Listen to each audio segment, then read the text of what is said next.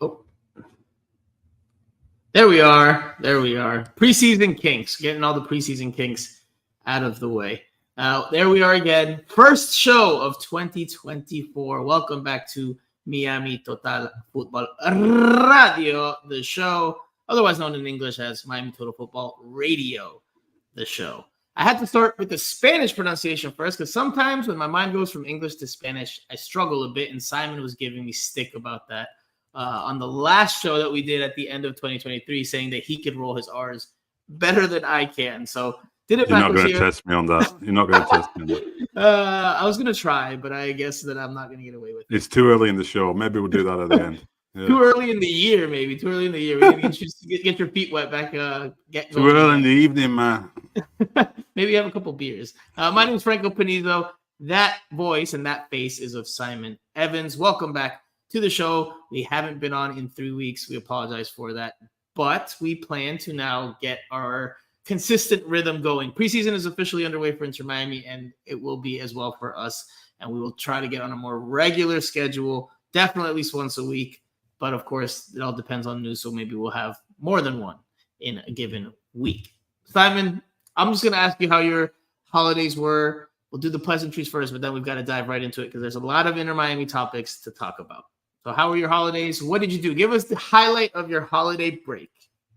Oh, no, my holidays, I was working over most of it. You know, I mean, the NFL didn't stop for the holidays too much, did it? So I was covering a lot of NFL stuff and various news. So, yeah, it's not just the English Premier League that plays through the holidays. This year, the NFL, with the way the days felt, had quite a few games. So I was watching a lot of sport, writing a lot. And, yeah, but really good to be back. Looking forward to it. I missed that EDM intro music as well. That's very good, yeah.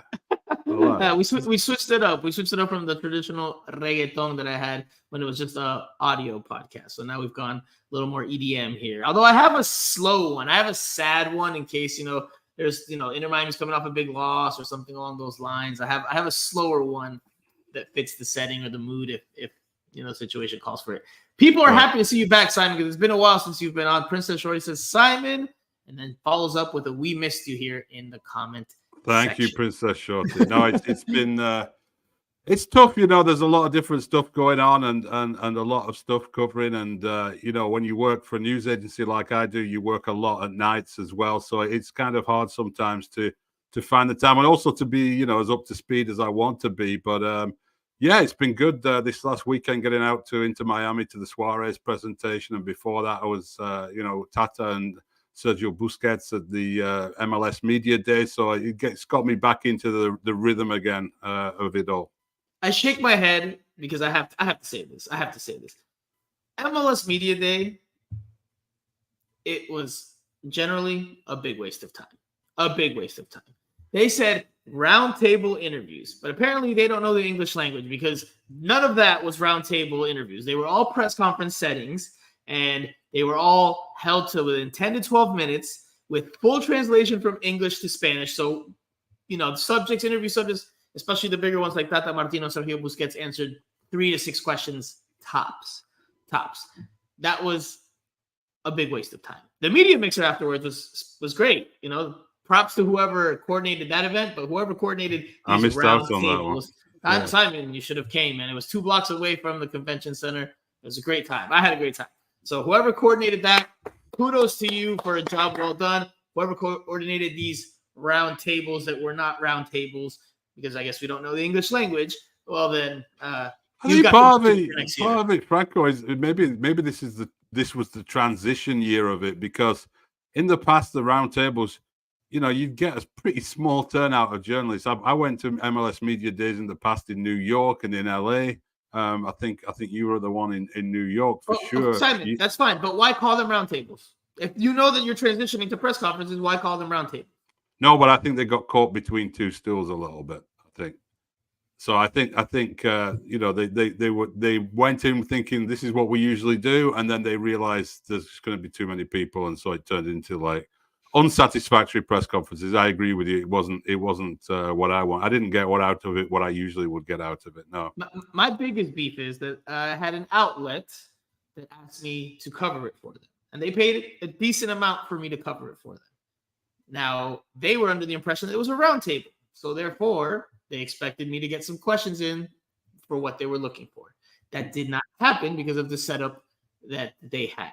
So that is an issue for me in general, because if you're going to say it is this, then deliver on it being that. If it's not going to be that, then say just call it what it is. There's no problem with saying, hey, they're press conferences and they're press conferences. But then people can go in with that expectation. It's like, hey, it would be like saying, hey, Messi's going to play on a Friday, and then being like, well, actually, he's not playing.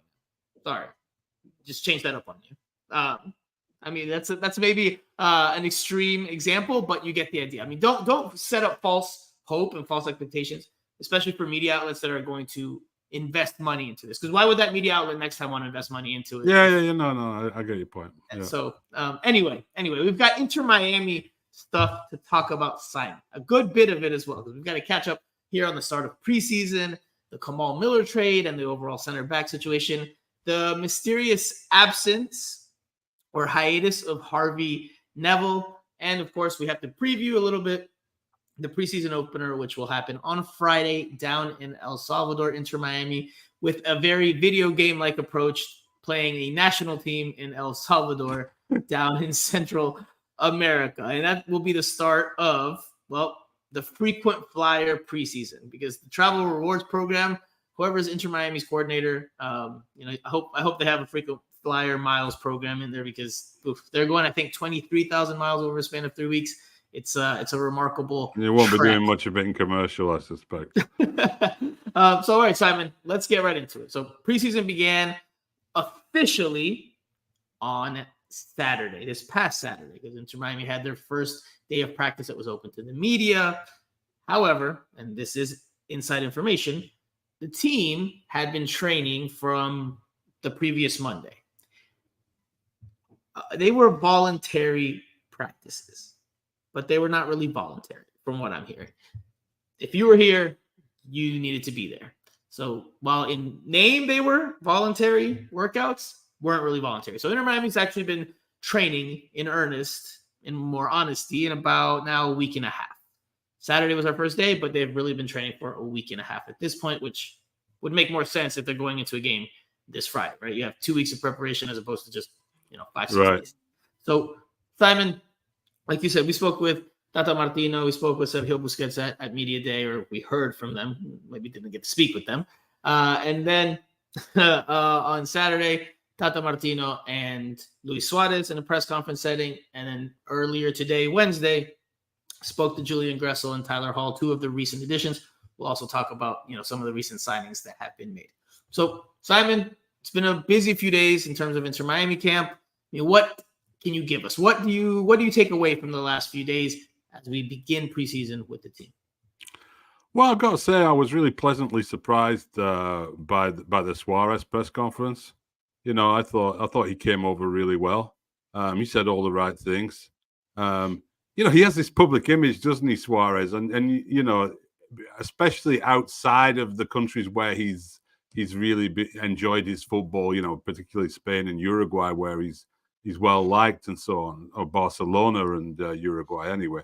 And in English football, you mentioned Suarez's name, and of course people think about some of the negative incidents that happened in the past. But he came over as a really nice guy, and said all the right things.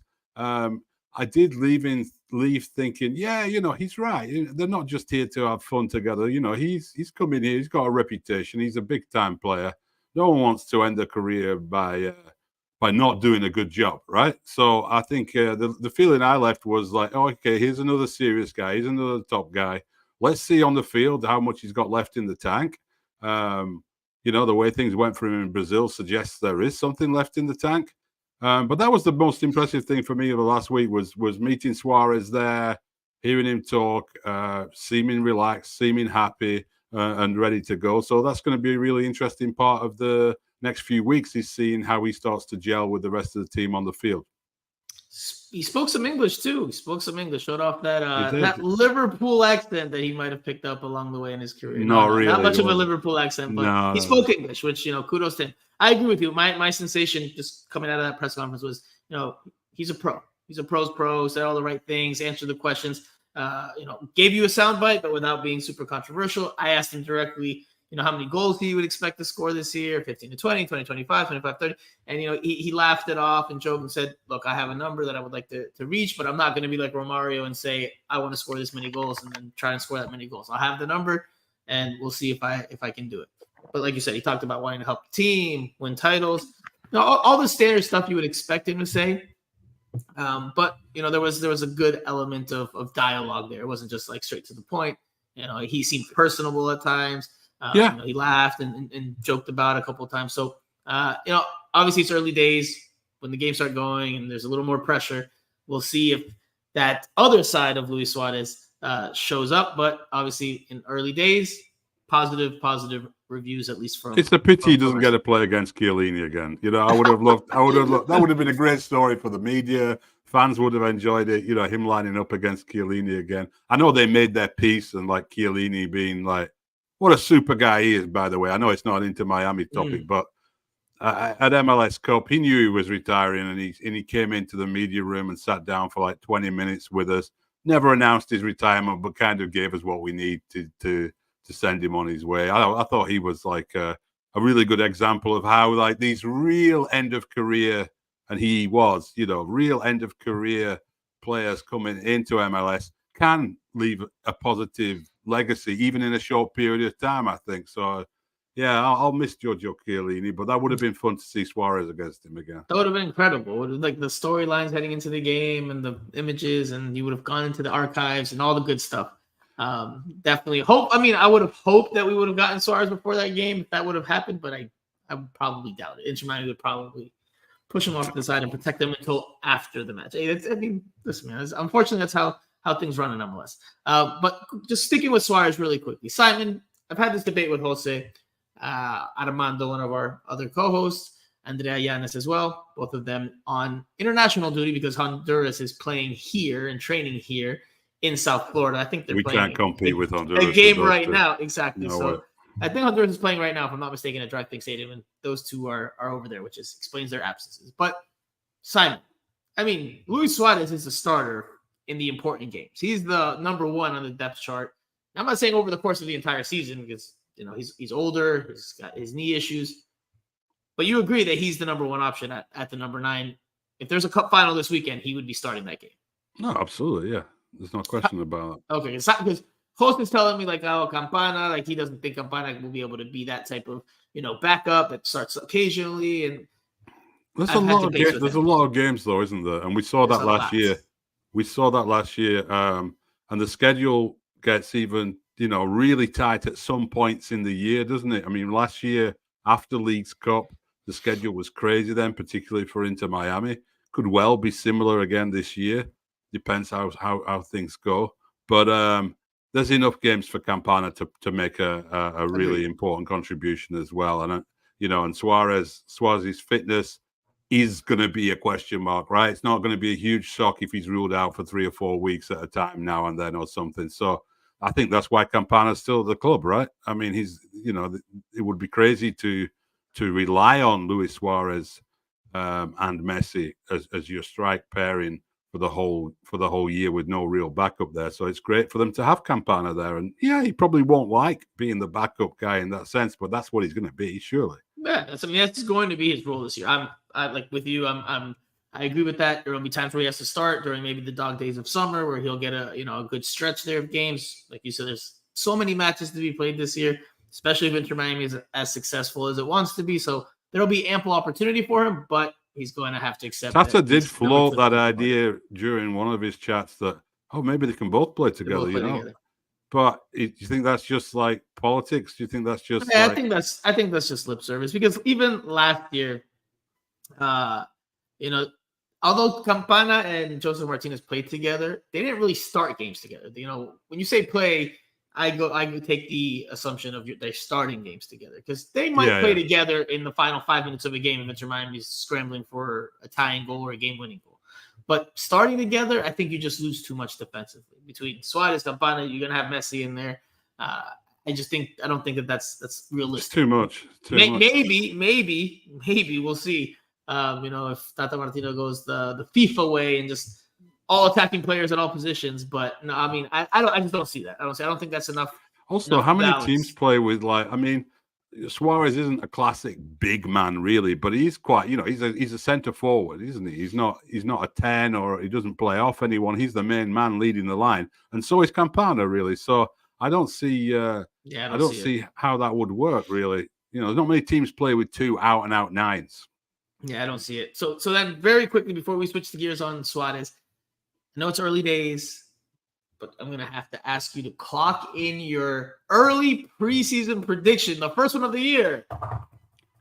Simon, how many goals does Luis Suarez score this year in all competitions? Because if we do MLS, it's going to be a lot trickier. But let's say in all competitions. So how many games are we looking at in all competitions then? So we're looking at MLS is going to be, it's 34, is it? In regular season. Mm-hmm. Then you're going to have playoffs. Who knows how many games that's going to be? But let's say that's a minimum of 4 games, right?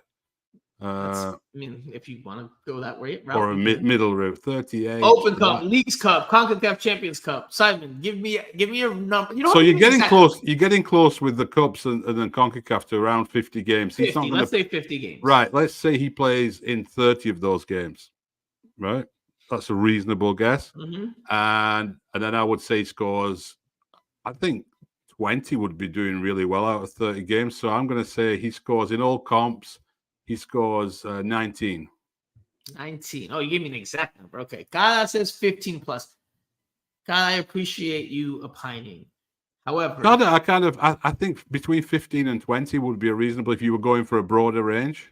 That's what I'd go for, but I'll say 19. I think that's playing it way too safe, though. I think that's playing it way really. Luis Suarez, who just killed it in Brazilian First Division, that's where we're setting the bar. 15 goals. Come on, guys. No, because I don't think he's going to play all the time. He's not going to play all the time. But if he could do it in Brazil, right, where it's a more competitive league, where there's no roster rule or salary cap, he's coming to MLS, where some teams play college center backs because that's just how the rosters are made up because of the salary budget. 20 plus, man. I would almost go 25 plus, but I might be overdoing it there. But I'll say at least 20 goals. 20 goals. If he scores I've said 19, so you're going one more than me. If he scores less than 20, I don't think it's a successful season. I know he's not a DP, but for who he is and the season he's coming off, I think anything less than 20 in all comps would be a disappointment. Would be a disappointment. I can see where you're going. All right, so let's switch gears. We talked about the front. Let's go to the back. Kamal Miller was traded to the Portland Timbers. Phil Neville came knocking for the center back that he helped bring to Inter Miami. Kamal Miller traded to the Portland Timbers for allocation money. That happened since we last recorded 3 weeks ago. So now Inter Miami has a hole at center back, and Tata Martino admitted as much in the day one preseason press conference that is the most glaring need as of right now. He also talked about maybe adding another central midfielder. He brought that in or added that into the overall remark, but it was really, really short. He didn't really expand on that too much. Center back is what they're looking at right now. And there are reports that came out earlier today that the center back, one of the center backs, if they're looking at more than one, but one center back that they're looking at is Argentine center back Nicolas Freire. I hope I pronounced that right. Veteran center back, I believe he's 30 years old, has European experience, played in Mexico. I don't know a whole lot about him, so I can't really say if he's going to be a good fit or not a good fit because I'd be lying to you guys. I can't, in my head, I can't imagine that he's going to be the like-for-like replacement for Kamal Miller. I think he's going to be a depth piece. This is just my sensation. Maybe I'm wrong. I think they're going to bring in another center back. They need another starting quality center back. Simon, I would love to hear your opinion. I thought Kamal Miller had some very good games last year for Inter Miami, and then he had some real bad ones. But on the balance, I thought he was more positive than negative. The thing that a little bit surprised me about him going on, I know in MLS these kind of trades aren't always down to performance factors, are they? But the thing that surprised me a little bit was I thought he was one of the players who reacted really well and improved during that sort of second part of the year with the new arrivals. When I was looking at him early in the season, I'm thinking, and he was hitting long balls out of the back, and I was thinking, this isn't going to work very well with like Busquets and yeah, you thought Sergey was going to be out, and that's or Sergio as the guys were calling him on the last pod. But yeah, I mean, I think a lot of us did, but I thought he'd improved, so I'm a little bit surprised. But I thought he adapted quite well. We saw him doing a lot of work with short passing and playing the ball into Busquets and so on. So yeah, it's a surprise that he's gone. But like I said, especially since he just had signed a contract extension with Inter Miami a few months ago. Right. He was set to be a free agent this summer. This winter that we're in right now. He could have explored European options. Now, I don't know if he had European options or how big that interest was, but he could have been a free agent. That opens the door for many more possibilities. He chose to re-sign with Inter Miami. I'm sure part of it was like, hey, I would like to continue on with this project with Messi and try to win trophies, etc. And then a few months later, he gets traded. And I know, like you said, MLS trades don't always come down to just talent and fit. It also becomes, salary budget, not only for the short term, but for the medium to long term. There's other windows you're thinking about, not just necessarily this window. So unfortunately, I have an issue with the overall trade system in MLS. And I know it's in a very American mechanism for players. In this case, I don't really like the fact that you could just be traded like that, because he made a big life decision. Yes, he's a professional athlete, but he made a big life decision a few months ago, only to then be traded and sent to Portland. I will say this because I saw him at MLS Media Day. He's still living in South Florida yet. He hasn't moved to Portland. So they had him as a representative of the Portland Timbers at the MLS Media Day. And I saw him for a brief second walking, and he was in the all green uniform. And I said, "Oh man, it's weird to see you in pink." And he goes, "No, I love it. I'm sorry, weird to see you in green." And he said, "No, I love it." So I don't know. Take that for what it's worth, but that's what he said when I was like, "It's weird to see you in all green." We'll get away from the trade overall point. I don't know if you agree or disagree with that. If you think players should be traded without having a say. Well, no, they shouldn't. They shouldn't really. I mean, and I know technically you can say they sign up to a system like that, but I'm amazed that the players' union is so at ease with that kind of stuff. To be honest, it's an American thing though. That's why it's like it's seen as okay. But I mean, if you really look at it, I don't think it's something that should be a practice often in MLS. I think that should be something that gets taken away. If the player says, "Okay, cool, I'll go," then maybe. But with transfers, player has a say in where he's going to go, or a loan, he's going to have a say. Yeah. I think certainly every effort should be made to minimize those kind of deals, though, because it's brutal. I don't know if you remember years ago on one of the Hard Knocks. I don't know how much you watch stuff like NFL stuff like that, but there was a Hard Knocks on the Miami Dolphins, and one of the players got traded like that in preseason camp. He was traded to Pittsburgh, and they had the fly on the wall camera in there when the guy's being told, "Okay, just pack your bags. You've got to be at the Steelers facility tomorrow morning." And he's like, "What? Can I tell my mom first?" Like, a young guy, And it's on a personal level, it's like, I mean, imagine that happening to you or anyone where they're suddenly told next day you've got to be in Pittsburgh. Yeah, no, I mean, I agree. I'm sorry. Yeah, it's just not. I don't agree with it. Like, and I think this trade, especially, just kind of really underlined that for me. That he's a player that is a Canadian international. I'm sure he could have had some interest in Europe, whether it was lucrative or not. He could have had some interest in Europe. I'm not saying he's playing in the English first division. But where the player that we're talking about replacing him with is playing in Greece, right? He could go to Belgium, could go to Greece. There's other leagues besides, the top notch. Now, again, he just got married, if I'm not mistaken. He posted pictures recently on his Instagram, him getting married to his significant other on the beach here in South Florida. So, I mean, it looks to me like his intention was to stay here, and now that's all changed, and he's off to Portland to play for Phil Neville once again. So just add that into the mix. Yeah. Don't smirk, Simon. Don't smirk. I'm not smirking. I like Phil Neville. All right. So regarding the center back situation, Is this Argentine guy going to be it, do you think, in terms of the additions, or do you think that they will bring in another center back as well? Because they're trying to play 5 at the back. I can't imagine it's going to be Aviles, Christoph, and Freire, the Argentine guy. Like there has to be somebody else. I know there's some other young center backs there in the ranks and in the depth chart, like Tyler Hall that just got signed. Ian Frey should come back from injury at some point this year. There's Christopher McVeigh, Ryan Saylor. But I think if you're trying to play a back 5, I think you need another senior good center back. Yeah. And maybe they'll wait till summer to get that. But, I mean, if this team's trying to win everything or trying to be as competitive as they can, I think you need to bring somebody else in. Well, what you don't want to be in a position is if you set out to play with 3 central defenders, you don't want to, like any other position, you don't want to just have 3 central defenders, do you? Because you're going to have to change system every time you get an injury or a suspension. So, yeah, I would agree that would be logical that they bring in 2 central defenders, you would think now, yeah? Yeah, I think so. Unless one of the young players does really, really well in preseason, and Tata thinks there's no reason, we can play them enough this season that we'll be able to cope. But I would agree with you, yeah. Yeah, I think they've got to bring in, even if they get Freire. I hope I'm pronouncing it right. If I'm not, we'll work on it as the year rolls along. But I do think they need to bring in another center back.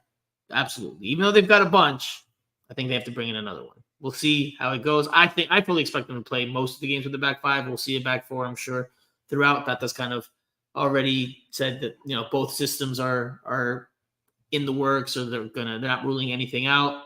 But I would imagine they're gonna play more of a back 5s. Dating back to last year, seeing how the games played out, seeing how Inter Miami struggled defensively in transition when they would throw numbers forward and get hit on the counter, I think that they're going to go off of that and say, all right, we need to go with the back 5. I think that's how Tata Martino and his staff are going to look at it.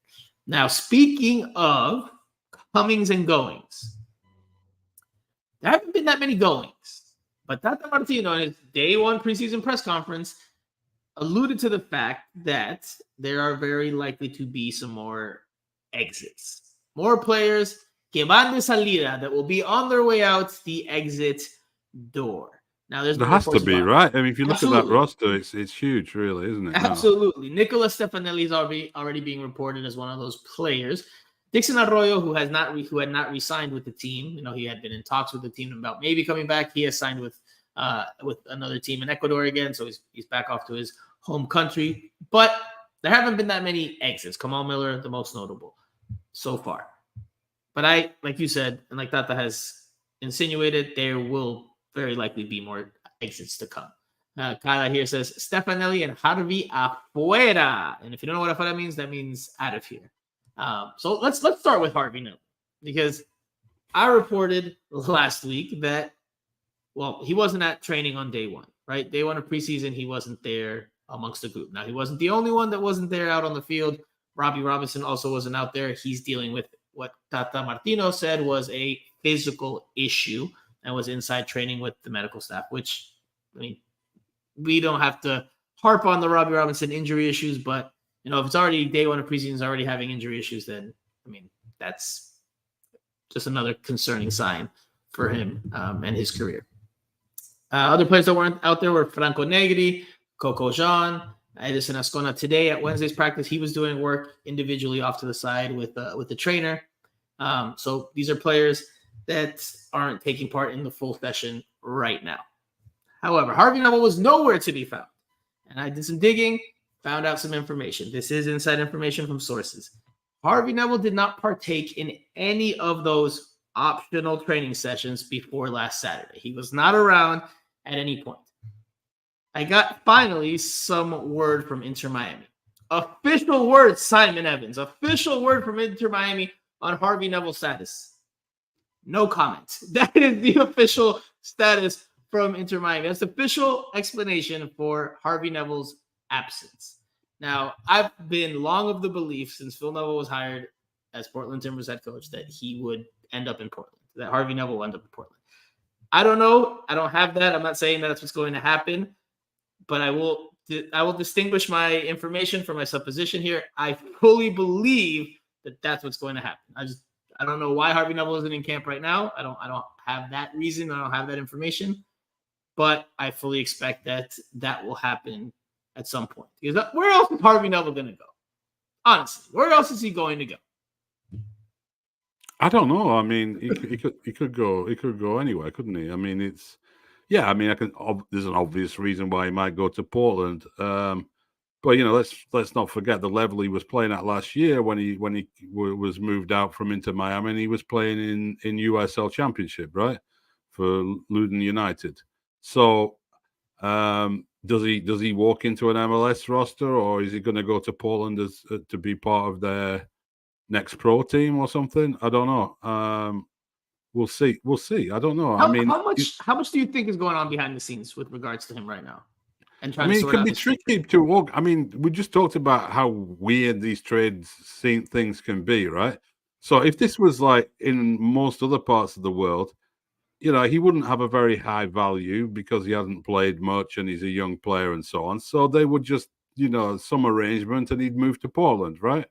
But, or into Miami holding out to get like some gam, some MLS token money in return for him or something. I don't know. And then that raises, do Portland want to start paying things out to bring Harvey Neville in, basically to reunite with his dad and be able to work with his dad and so on?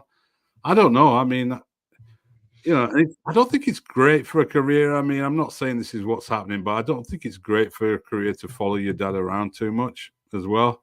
Paul Dalglish, who worked down here with Miami FC, he had that in his career for a little bit, and it just kind of doesn't sit well with everybody when nepotism claims. The nepotism claims will always fall. Yeah, but I mean, even Paul went from like Liverpool to Newcastle, which is like big move or whatever, and it was because his dad was coaching at those clubs and so on. So yeah, I don't know where he's going to go. You can't see a future for him into Miami. I don't think. Simon, why would they not have him train? Why isn't he training at all? Like, I know you don't have the information. I don't have the information. At least I don't think you have the information. Why would he not even be training? Like, is he fallen that out of favor with Tata Martino that they just, or is this like? Harvey Neville's entourage being like, well, if he has no business there, then we're not even going to risk him training. Like, why do you think he's not even training? Well, it could be that he doesn't want to risk it while he's in this. If he's in some sort of limbo position, and you don't want to get in you don't want to be caught in a limbo position and get injured, and then like who's looking after you and all that kind of stuff. The other thing that sometimes happens, I don't know how often it happens in MLS, but it does happen. I know it happens in England. It's sometimes players start training with their new club before they've actually completed the paperwork, which is not supposed to happen for insurance reasons and all sorts of other things. But sometimes people turn a blind eye and they can do that. Now, I'm not suggesting for 1 minute that that's what's happening here, but it does happen sometimes. Don't look at me like that, Frank. I'm not suggesting that. I don't know. You kind of were. Was that? I don't know. I'm speculating as to the various different things it could be. I mean, that's what happens when you don't get, when you don't have the information, and when your team doesn't provide you with information, the team just provides. But maybe they can't. Maybe they can't if it's one of these limbo type arrangements or something. But I don't know. We are left to speculate here on the outside, so we can suggest and speculate and do all that fun stuff, because the team isn't giving us much. All right. Who else do we think could leave? Who else? Give me some other candidates that you think might be on the way out. We know about Nicolas Stefanelli. Reports are saying he's close. We saw Emerson Rodriguez back from his loan with Santos Laguna. His loan expired, so he's back in with Inter Miami. He was seen. I saw him on day one there preseason, chatting and talking about who else? Oh, Leandro Gonzalez Pires. His loan also expired after being on a 2-year loan deal to River Plate, but River Plate triggered the buy option and they have kept him. So no Leandro Gonzalez Pires reunion with Tata Martino here in South Florida. I mean, who else could be on the move? I mean, if you look at the roster, I think you'd have to say, a question over Franco Negri with the arrival of Jordi Alba, right? I agree. I agree. Yeah. He's not healthy yet, but I agree. He might be surplus to requirements. Then you look at it and Because you you have Noah say, Allen in the mix there too. You have Noah Allen, who's a young guy. You're going to want to give him minutes. If it's not going to be with Inter Miami's first team, then you got to loan him out somewhere. If not, then if he does factor into developing him and playing him, then Franco Negri, where's Franco Negri going to play? Higher up the field, maybe, possibly. But I mean, the left back seems a little crowded. and then you talk about if you bring in two central defenders, then that's not really a vote of confidence in guys like McVeigh, is it? So do they move out if you bring in more in that area? I think some names. I think some names that if we're gonna just again supposition, not inside information. I think Franco Negri. I don't know, man. Because if Inter Miami wants to win now, then I think there's got to be a market for Franco Negri out there. It just really depends on if Inter Miami wants to develop Noah Allen at all this year, or if they're just trying to win with the best talent that they have. That's the question. I think Christopher McVeigh is likely going to be on his way out. Not inside information, just what I think. Last year, he when Tata Martino took over, Christopher McVeigh barely saw the field. I think even Ryan Saylor was ahead of him, despite being less experienced in different games. Ryan Saylor would step onto the field before Christopher McVeigh. So I think Christopher McVeigh is not to the liking of this coaching staff. So I think he's definitely a candidate. I think DeAndre Yedlin, man. I still think DeAndre Yedlin is definitely a candidate to be moved. Yeah. No, I mean, I'll be sad to see him go because I like Yedlin a lot.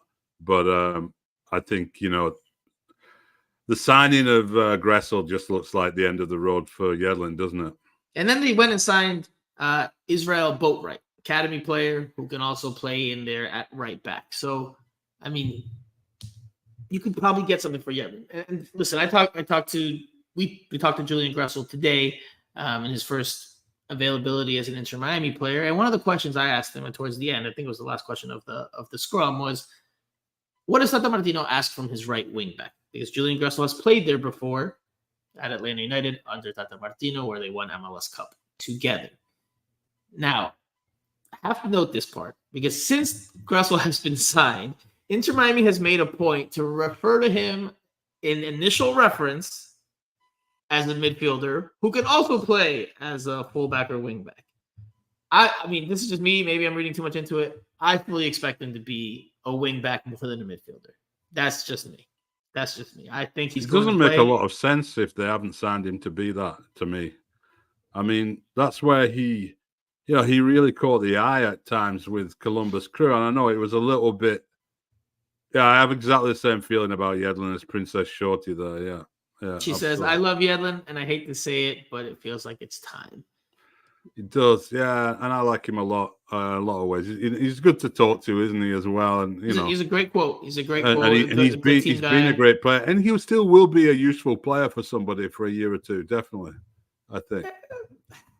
I mean, he can do a job. He can do a job, but there's definitely certain limitations. And last year, not only did you see the attacking limitations, in my opinion, I think you also saw. No, I'm not going into. I can see they've upgraded by bringing Gressel in there. I think that's where I was trying to go to with the interview with Julian Gressel, because at the end I asked him about playing that right wing back spot, and Julian Gressel talked a lot about how Tata wants that player to be an attacking option, to be an outlet, to get forward, to be dangerous. I mean, you saw in Atlanta, Julian Gressel would whip in pinpoint crosses into the box that at that point Joseph Martinez was finishing off. DeAndre Yedlin doesn't give you that. DeAndre Yedlin can get forward. He's got heck of a lot of speed and can race back and put out fires, but he's not the most technical player. He definitely tries hard, but he's not the most technical player. And for a team like this one, where they're trying to obviously have a very Latin American, South American feel to it, I mean, you want more technical players on the field. And I think DeAndre Yedlin doesn't fit that profile. I think I've said this since late last season. I think his days are numbered. If they can find something that's worthwhile, and I'm sure they're probably trying, and Chris Henderson's doing the best he can to get, all the juice out of the line, then I think DeAndre Yedlin might not see the start of this season. Yeah, what I was saying though was I think he's still an attractive proposition for another club, right? I think he'll find himself with a decent move in MLS if that's what the club are looking to do to move him on. I think if I was building a roster of an MLS team that wanted to move up a notch from whatever level they were at in MLS, I think Yedlin's a player I'd seriously consider to bring into someone like, I don't know, Charlotte or someone like that, wouldn't you? Yeah, absolutely. Absolutely. I mean, there's definitely a home for him in MLS. It's also a matter of, with his agent, do they want to go there? I guess you could just be traded, like Kamal, you could just be traded and, just got to deal with it. But, when you're a U.S. men's national team player, I'm sure you have a little more influence than if you're a Canadian national team player. There's only 3 Canadian teams, a whole lot more U.S. teams. So we'll see what happens with DeAndre Yedlin. Any other name you want to throw out there that you think could be on the way out? I think we said Stefanelli, haven't we? There's a big question mark over Robbie Robinson, obviously. Ryan Saylor is 25 years old, and he's still not really playing regular football. For his sake. He's cheap.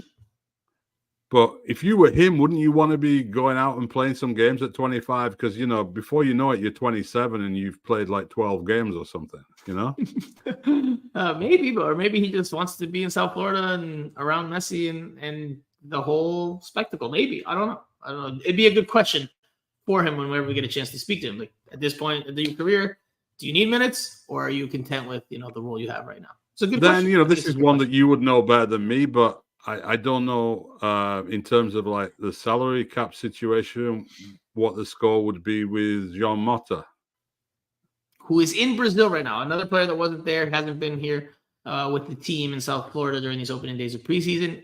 We've been told by the team that he's working on, I think, his green card, if I'm not mistaken. It's definitely some paperwork that he's working on, which is why he hasn't been available.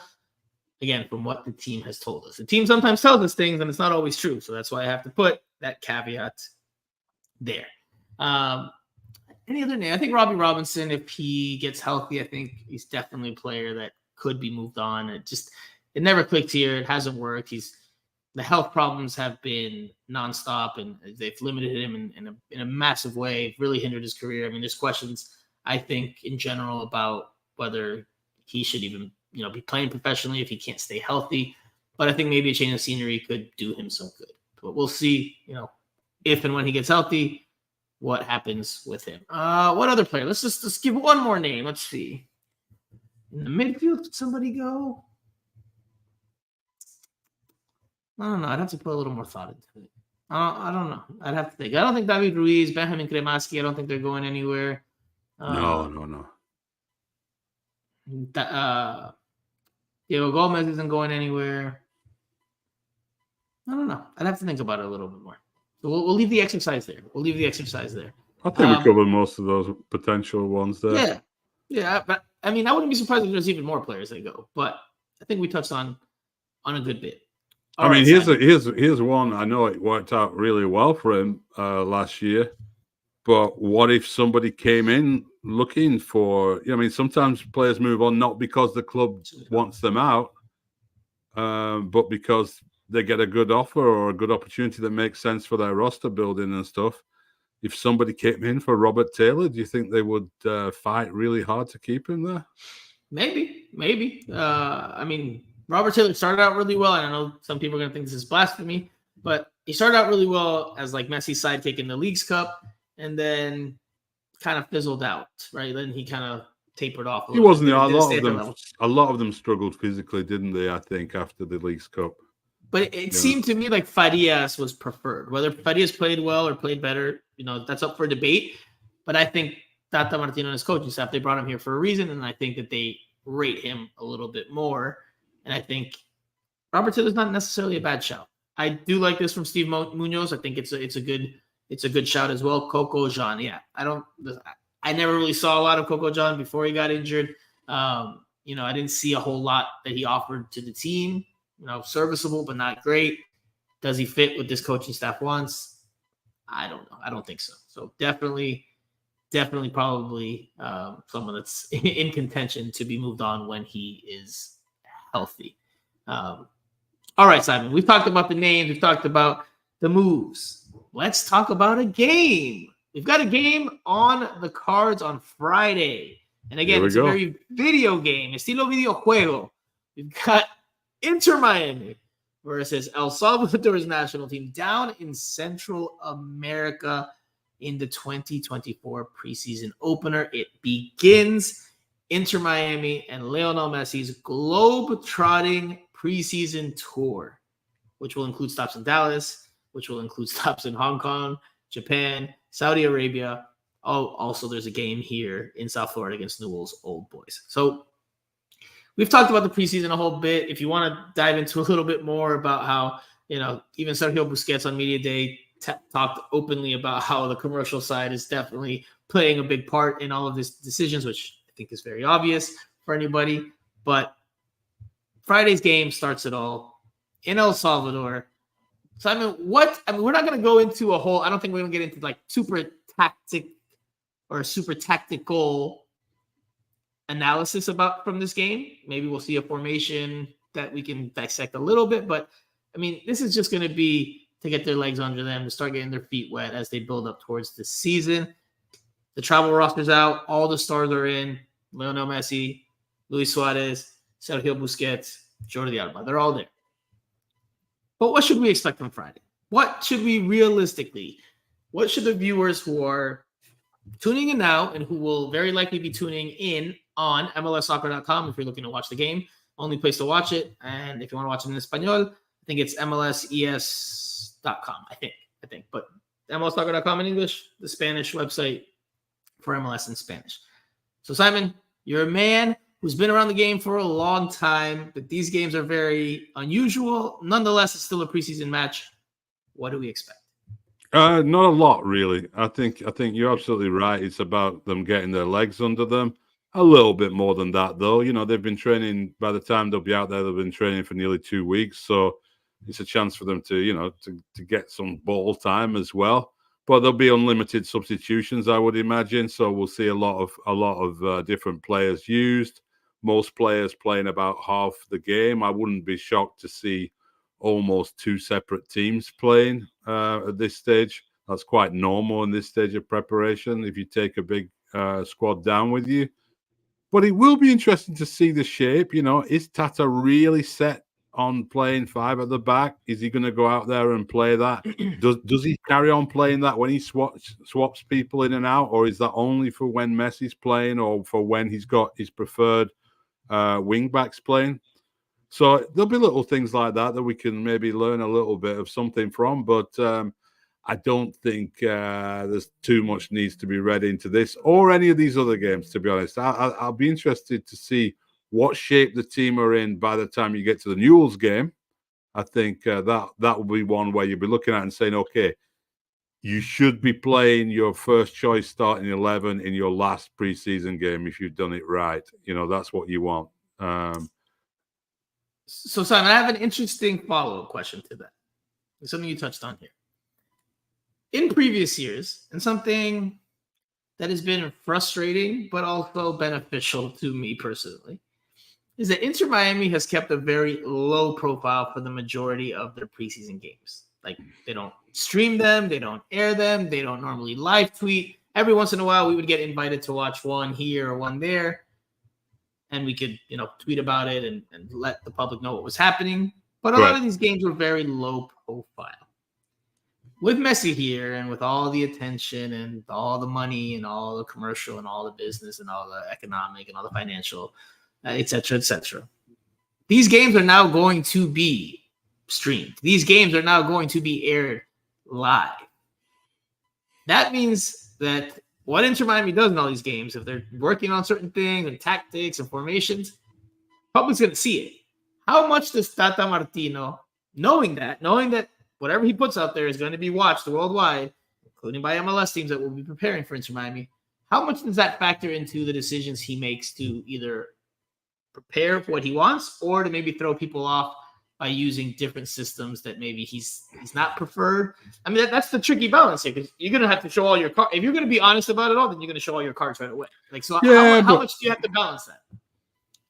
I don't think so. I think he does what he wants to do. I mean, I think you're right. People can see it all, but then they'll see it all in week 1 and 2 in MLS anyway, right? Or once you start playing for real, and it shouldn't be a matter of concern for Inter Miami, should it? Really, that we don't want to show people how we're going to line up behind Messi. I mean, if you're going out there and playing with Sergio Busquets behind Messi and Suarez with Jordi Alba on the left, I don't think you need to worry about the other team knowing that your right back pushes forward a lot as well. But how else are you going to practice this stuff? Just on the training ground? So the point of the question, your answer, I think, is fair, and I think is correct. I think that Tata Martino's not going to try to do a whole lot of gamesmanship. Although Princess Shorty here in the comments section says, "I want to see some good old fashioned Tata gamesmanship."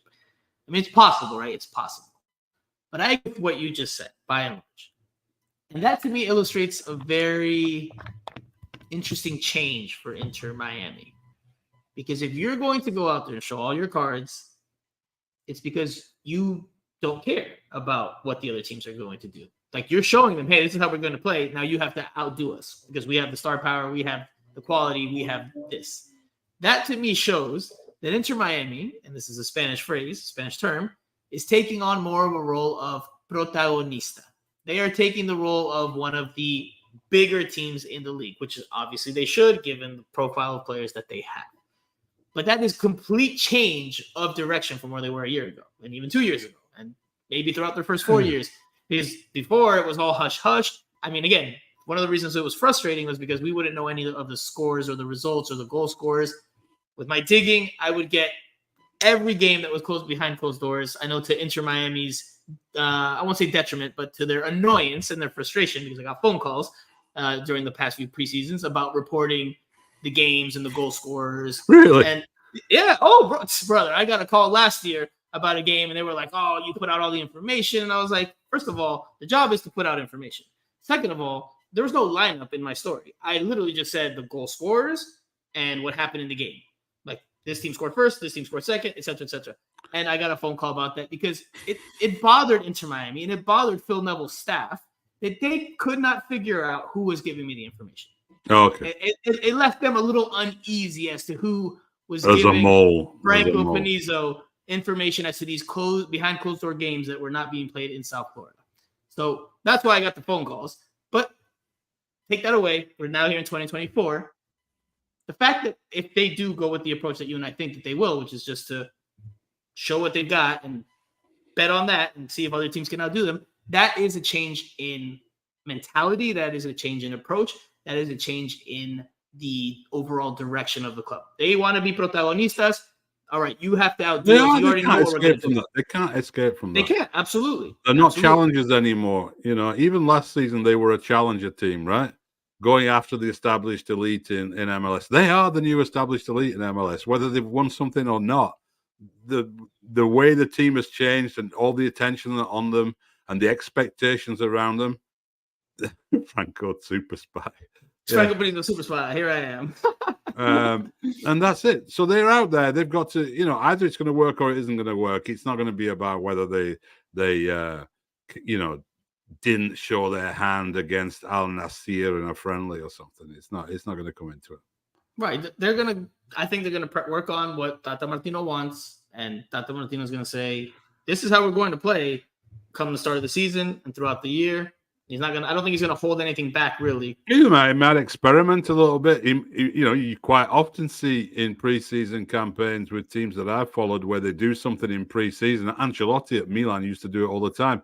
He'd play some system and you'd think, oh, that's what he's going with. He's going with, like, this player is in a deeper role and stuff. And then you never saw it again. Maybe it didn't work out in preseason. It's a good time to try things out, I think on the days when they're playing like 3 games or 2 games in 3-4 days, I think something along those lines, maybe we'll see something like that. But let's listen to Julian Gressel. We haven't gotten to a soundbite or a clip here. Let's listen to Julian Gressel from earlier today's availability, what he thinks about the game itself on Friday night in El Salvador. Yeah, it'll be interesting. I've never played, obviously, a national team with a club team, so that'll certainly be something else that I get to experience, and I'm excited about it. I think it'll be a cool trip for us to kind of kick off the games, to go down there and see a lot of fans and all that type of stuff in a different environment, which also might prepare us well for the CONCACAF Champions Cup and all those types of competitions that we'll have coming up with, where you might face different types of oppositions. So it'll be a good way for us to start preseason and an exciting matchup for sure.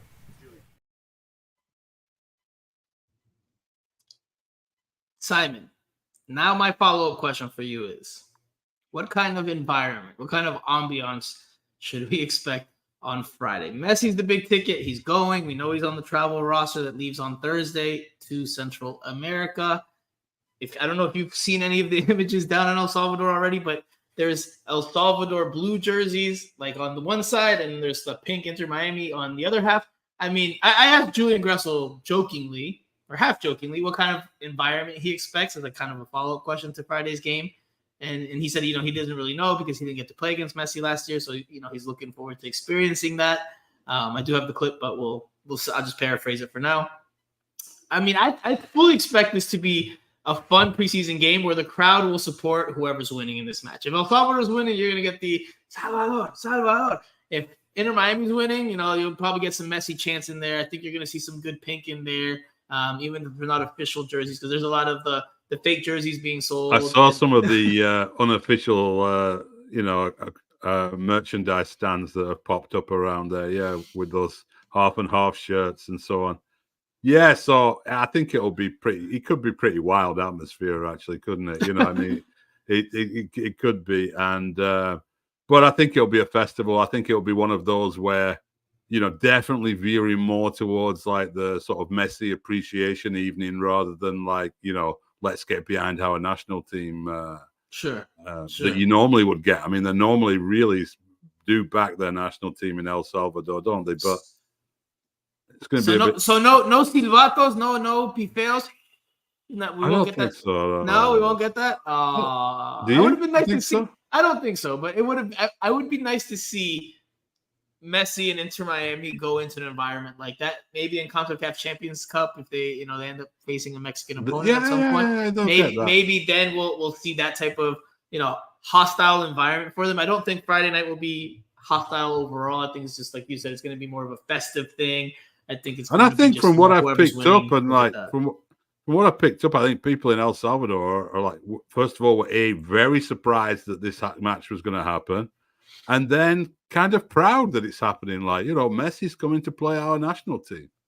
I mean, we don't really need to remind ourselves the status of this guy, but I mean, it's huge, isn't it? Everything around Messi is just huge, and for him to line up against their national team in a game like this, a friendly game that's been chosen and put together, it's really nice for El Salvador, I think. So I'm sure there'll be more of a kind of festive atmosphere around it because of that factor as well.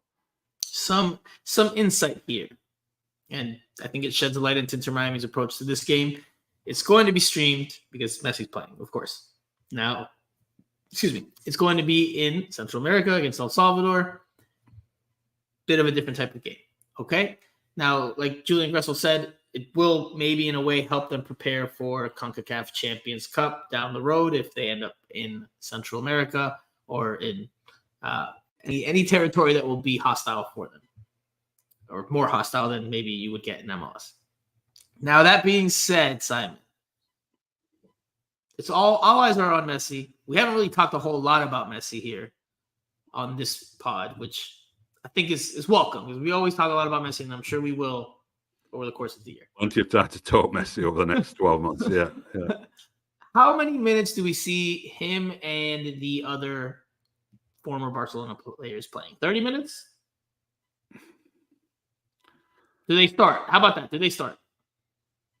I don't know whether they start or not. I mean, probably one. I think they start. Start. It's possible they start and come out, or do you build up the expectation factor and bring Messi on in that? But I don't know. I mean, usually in these games, you're right. Usually in prep games, they'll start with a proper team and then gradually sort of wind it down with like more and more subs, don't they?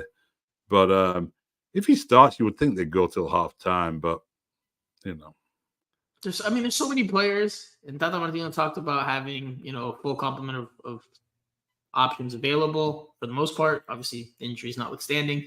So I think they start. I think they'll get half an hour. It's not inside information, just my supposition. It'll come off after 30 minutes, and then the next batch of players will start to trickle in. You don't want to overly work them in the first game of preseason, but contractually, I'm sure that they're obligated to be on the field if they're healthy, which all 4 of them, as of right now, from what we know, are all healthy. So 30 minutes. I'm curious to see how the game plays out. I'm very curious to see, if it's tactical, if it's wide open. Very interested to see how it all plays out. I know, again, it's not going to be your usual game, and with all the substitutions that are likely to happen, that will impact things. But we'll see. We'll see. Very curious. Very curious. Simon, anything else you want to add with regards to this game or anything that's happened with Inter Miami in the past few weeks before we wrap up the show? No, still waiting to see I'm really curious to see the new jerseys. Tuesday, Simon. Tuesday. It's going to happen. There's an event. Royal Caribbean is throwing an event on a boat in Port of Miami. I am planning to be there. It's in the afternoon, I think, if I'm not mistaken. Oh, good. And the jersey will be unveiled. I think, you've already seen it make the rounds on Twitter. If that's the one. If that is the one. I think that's the one. The one that's come out lately, not the one that came out initially, but the one that's come out lately. I hate the whole thing down the middle. I've said that the color's better than what we initially thought, or what I initially thought. But we'll see it officially on Tuesday at this Royal Caribbean event. Again, I expect to be there, so I'll provide, my opinions and coverage of that event on. Yeah, you have Twitter to send me the details X. on that because absolutely. Yeah, absolutely. I didn't get the memo on that one. Kyle says, "Are you gents going to the Saudi game?" I would love to have, but I'm not. I was gonna go to El Salvador.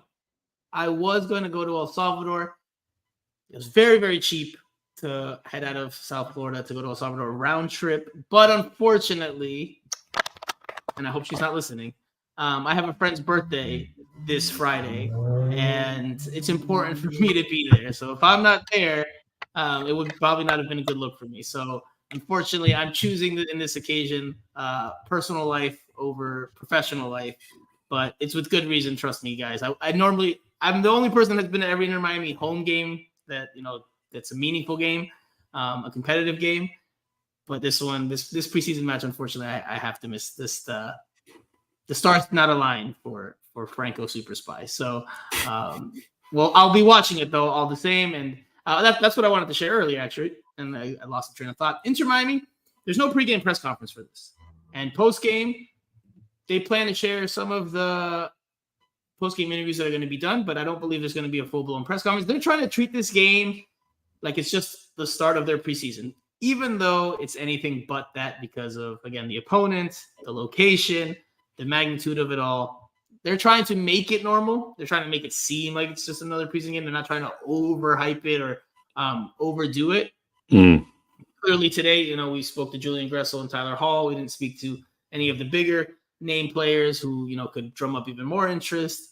So I think there's a conscious effort here to try to make this game as normal as possible from the team, regardless of if they're successful at that or not. But anyway, Simon, anything else before we wrap up here? No. That's it. All right. Okay. All right. Well, then on my end, if you guys haven't, please give us a follow, a like, a subscribe. If you're listening to this after the fact on Apple Podcasts, Spotify, or any of the streaming audio services, please leave us a review. It helps us out tremendously. It costs you guys next to nothing, just a little bit of your time. That's all we ask. We will be back next week. I'm gunning for Monday, early in the week. So the game is still fresh. We can talk about what we saw from there and prepare for, actually, Monday they play again. Monday they play FC Dallas. So maybe Monday is not a good day. Maybe we'll wait for Tuesday. Then we'll have a couple of games to talk about. So yeah, probably Tuesday. I'm gunning for Tuesday. I don't know what your schedule looks like next week, Simon. I don't know if the NFL has you out and about, but if we can make it work, we will be back next Tuesday. We will try to get Jose Armando and Andrea Llanes in the mix as well. But I definitely plan to be back early next week. So I will hold myself to that as for you guys that are watching and for you guys that are listening. But please give us a comment, a review, a subscribe, or all of the above if you haven't already. All right. So yeah, I guess I'll have to be fresh off the Port of Miami boat and come to do the podcast here at home. So I guess I can't be like the media mixer at media day. I can't get a couple drinks in me because I'm just gonna have to come here and make sure I'm in good standing. We'll record on the boat, Franco. Let's go live on the boat. I'll record on the boat with my mic, my wireless mic, and I'll just record off the cell phone. But all right, that does it for this week's show. That is Simon Evans. I am Franco Panizo. You have been listening to Miami Total Football. Simon, come on, roll your Radio. Radio. There we go. I like it, Simon. I like it. All right, guys. We will see you next week. I'll work on the dates, but we will talk to you guys very, very soon.